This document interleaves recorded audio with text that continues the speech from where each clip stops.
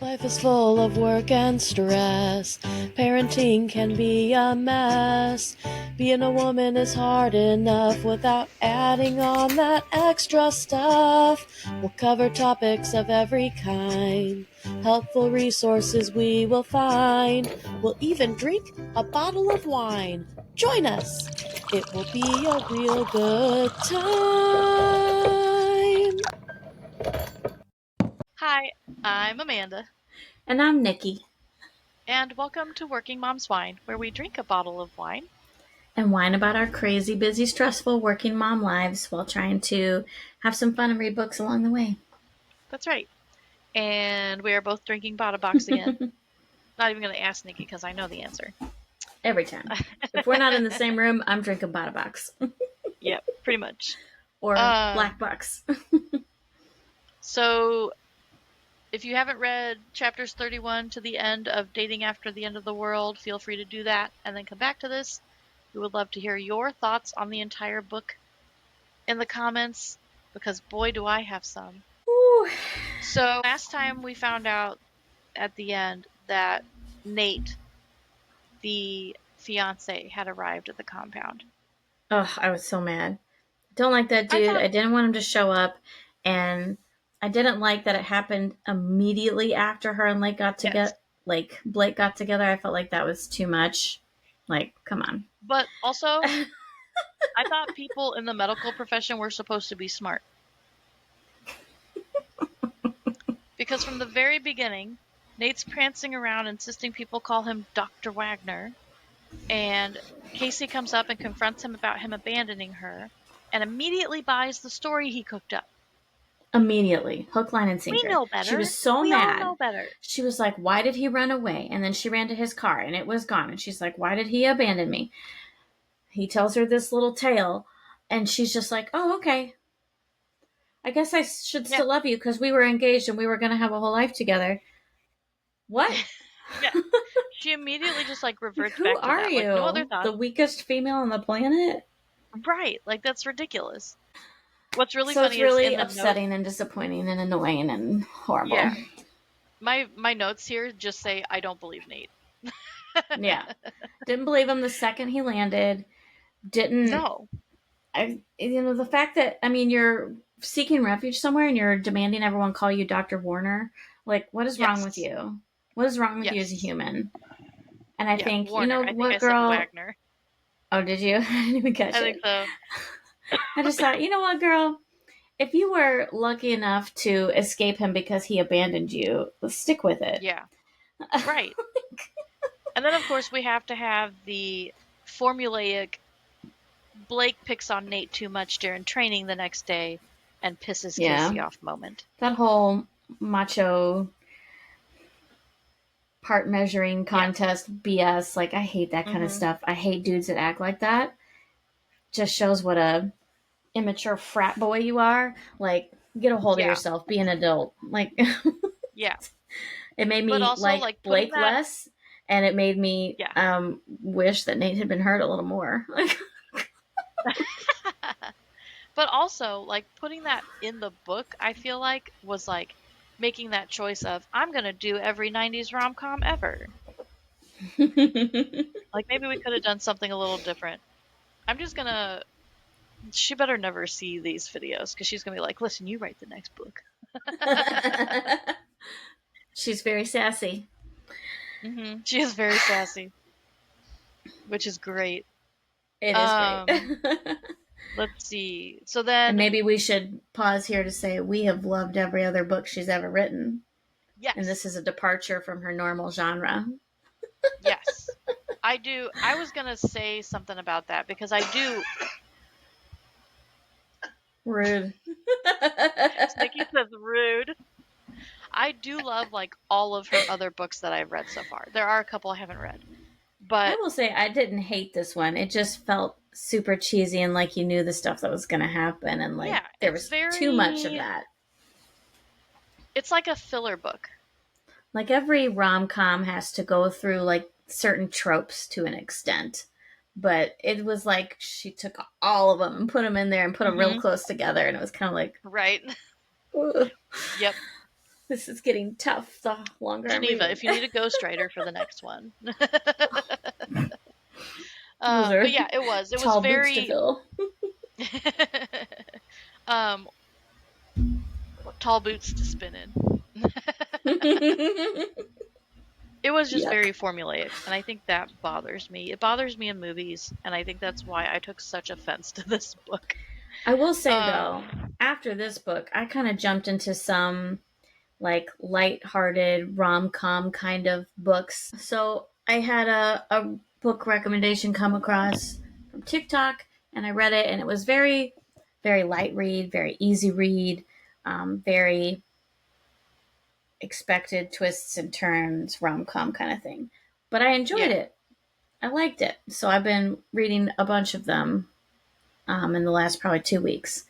And I say reading, listening to them. I do audiobooks. And it did feel very similar. So it felt like she took that and just put a lot of blood and guts and zombies into it, which is fine, Is what she did. but it's not what Fine. I've come to expect from her. Correct. So then when I read her book, I thought there'd be a little bit less of that in there. But She did also make some kind of comment about how, because someone asked her some question about if she was going to hit a bestseller list or get some kind of award or something. And she basically was like, I've been delving into different genres trying to do exactly that. So, like, maybe this was part of that, was her just trying something oh, different out. But I know that, like, part of this book was for her dad, too. Thank you to my dad, who not only demanded a zombie book, but in many ways inspired aspects of this novel. Growing up, my dad was a bit of a doomsday prepper, not a good one though. He mostly just he what mostly makes just a bought bad lots of one? canned goods. He bought lots of canned goods which were super fun to haul in and eventually be forced to eat before they were set to expire. So thanks for that, Dad. Well, at least your dad didn't buy all those canned goods and bottled water and then take you to a theme park on the night of Y2K. That story's going to come up multiple times. Multiple times. Um, so It's a good one. it is. Everything comes to a head. Blake is just like, I can't take it anymore. I'm leaving. Casey's like, don't leave. And then the next day, she sees all his stuff packed up, and she's like, obviously he's serious about it. What? Do we have a red flag problem? Like, what is going on? Because Nate asks her to walk with him an entire mile to a car that he left A outside of the sports safety car. of camp, and she But oh, doesn't it's think got so many anything's weird. supplies in it. His Yeah, little sports there's nothing car? weird about that. There's nothing that could go wrong. Leaves the compound with him, especially it's especially weird after he pulls out a key that he supposedly got from one of the ladies. And when it's like talking about him like locking the gate, I'm like, he's leaving that gate unlocked. We all know he's leaving that gate unlocked. Mm-hmm. So, sure enough, as soon as they get in his car, which was not even well concealed, like she had so many opportunities, so many times where she could have turned tail and gotten out of there, but she gets in the Mm-hmm. freaking car and she lets him speed away quite a distance with her before she finally does something about it. She's like, But what then are they we start doing? to What is going fight. on? What are you doing? Right. So then it comes out that like he basically sold out the encampment and getting to keep Casey alive was his reward. He did And so bail on he's her, and then they caught him later, and he had right. to Yes. try Yeah, to he bargain did for bail his on life, I her. guess. Right. And the burners were like, we never want to see you again, but we'll let you live if you show us where this place is and you can keep Casey and whatever. So Casey finds all of that No out. balls. Yeah. This part is very nice though, because the car wrecks into a tree. She gets out. Eventually, he is conscious again and gets out. And she does she use a throwing star on him? Yeah, she uses a throwing star on him. And then she comes over and she's like, oops, almost forgot this. Pluck. And I'm like, okay, why couldn't we have this the entire book? That's the Although Casey I want to I see. have to say, after she did all that and she walks away, she's talking about how she just assumes, based on his injuries, that he'll bleed out. Yes. That's a mistake. As soon as she said that, I was like, no, he's going to live and this is going to come Yep. back to haunt her. That's the opening for the sequel right there. Um, Like, and girl, when no. she's You kill that man. You end his life before you walk away.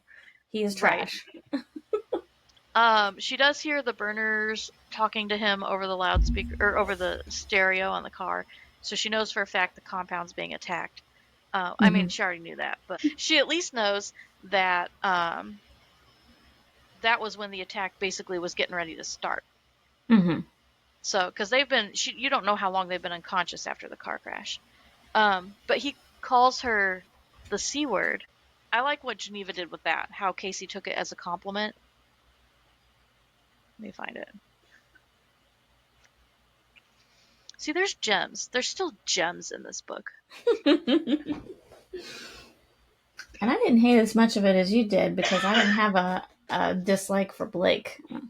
Like, I hated some Yeah, of the stuff he did. I'm not into the kind of guys that act that macho military way. Don't like it yeah. myself. But I understood it, I guess. So he calls her a C word, and she goes, "You're right. I am one." And then she says, "I've never understood why that word was ever considered an insult. To me, it's a compliment. It's one of the strongest organs there is. It creates life. Mm-hmm. It makes men stupid, and it bleeds every month, yet it doesn't die. I can't That's say Nate right. will have the same fate, though."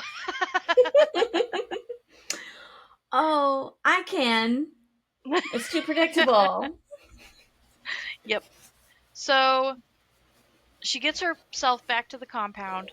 It's very clear that, like, there's already been, like, the attack's already been going on. They've attacked, they've taken There's, over. yeah, there's bodies on They the think they're ground, in none that she charge now. recognizes yet. Yes, the burners all think that they're in charge now. Casey finds Tessa and Molly. Yeah, And in the woods or something, right? yeah, and she hypes them up, and they decide to go get some ammunition that's been hidden out in the woods and take the compound back. And it Mm-hmm. was really funny because I started texting Nikki around this point because a couple videos ago I said, wouldn't it be funny if it turns out that Molly's the villain? And now I'm like, wouldn't it be funny if, like, something happens and Molly saves everybody's butt? But of course that doesn't happen either. Her and Tessa and Molly all do, like, take out quite a few people, and Tessa and Molly provide cover fire while Casey takes the sniper tower back, which is where Greg was. And Molly's worried that, like, Greg's not alive anymore. So they take the tower back. Greg is fine. Greg and Molly stay in the tower, and then Casey and Tessa go. They find Elaine, Aunt Julie, and Tessa's mom. Yeah. And Tessa's mom's in really bad shape, but there's, like, a faint pulse. And so Mm-hmm. Tessa stays with the ladies, and then Casey continues on, where eventually she finds that they've locked Blake into the munitions room, um, the armory, whatever. So she takes Guess out who the has to guards save there. his butt? Yeah. So she rescues Blake, almost forgets to set him free, and then she sets him free. Oh, okay. So, chapter 37. There's another analogy she made that I really liked. Oh, I know what it was. So, at one point, Casey hits someone in the Adam's apple with a throwing star, and it starts spurting blood out. And her first thought is, it looks like wine, and boy, could I use a drink right now. I was Holler. like, that's amazing. I love that.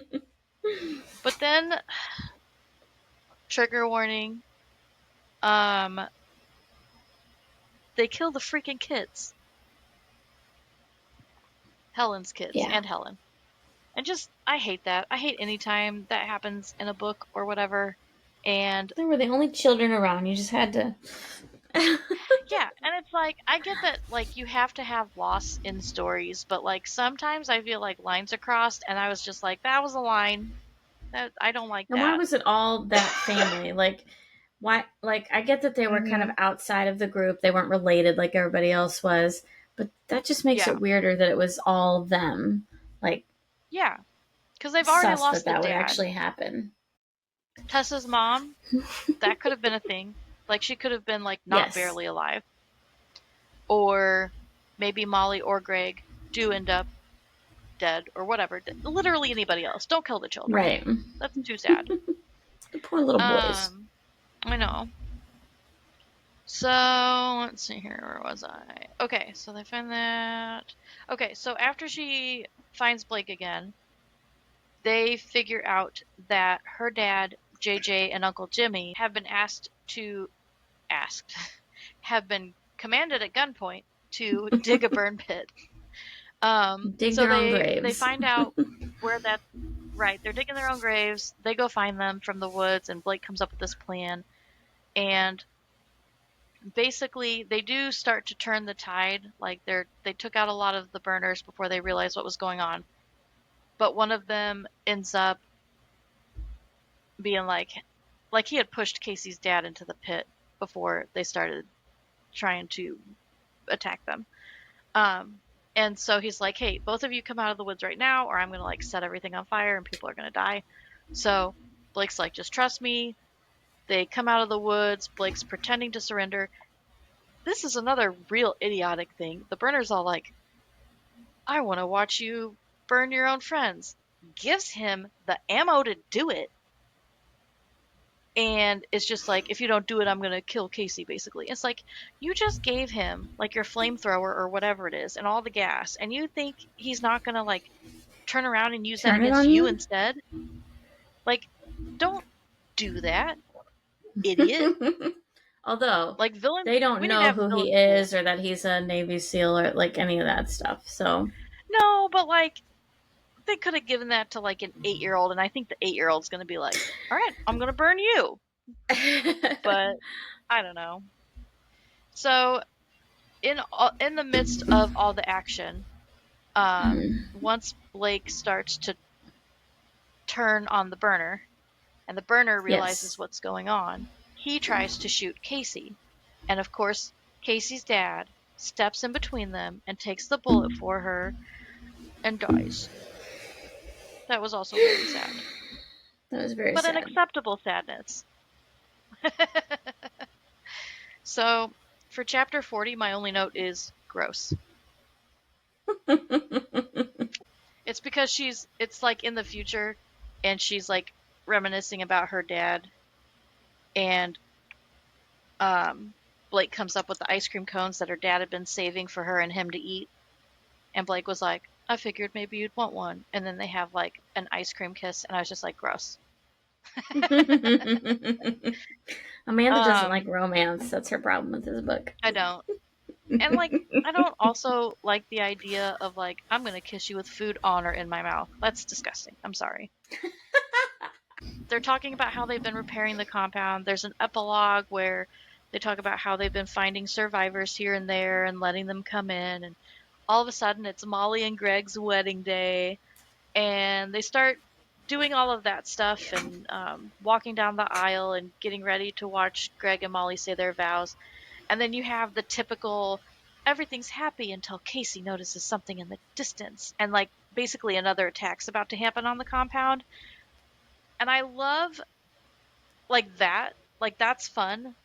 But I don't love that she tells everyone to run, because what should have happened was this moment of everybody grabs their guns and locks and loads To your and heads places. back like a yeah, exactly, like a I'm a badass moment, or like a funny like the Zombieland movie, like turn it into a comedic moment of here we go again or something, but just for her to be like Like Molly pulls a gun out of run. her garter. Yes. That would have been the moment. And That she's would like, have been it. really? Exactly, exactly. But and I'm sure that like I'm not saying Oh. that like they're expecting that attack to go bad. Obviously, it's the end of the world. This is part of it. You're getting raided here and there. Just the Right. fact that like that's the one word she chooses to say is run, it just makes it sound more like it's a fear thing than it should be at this point for them. So, I don't know. I think I'd still be scared every time. I'm not saying you wouldn't be scared, but like make a little joke out of it instead of being like, "Ah, we're all screwed." I don't know. I just didn't like the book. I didn't like it. I didn't like it. How dare you? I know. Definitely let us know what you thought. Did you love it? Did you hate it? Were you somewhere in between? I just felt kind of meh. Like it was fine, but eh. Yeah. eh. I liked her other books better, but you're not going to love everything that everyone puts out or that True one story. person puts out. So, but We as still always, love you can her. We find still recommend her. True, true. Yes, and she is a great like person, which I think Her is TikTok a is huge phenomenal. plus. If you're not following it, get on Yes, board. yes. And if you don't know all the lore about Scott, is that the right name? Gotta go back. Yeah. So if you Gotta don't go know all the back. lore about Scott, if you haven't seen her twirling in targets, all of that, like definitely check it out. She is Mhm. hilarious and awesome, and we just not everything can be amazing, I guess. So we're all human. As always, you can find us on all the socials as Working Moms Whine, and we will see you next time. Bye. Bye.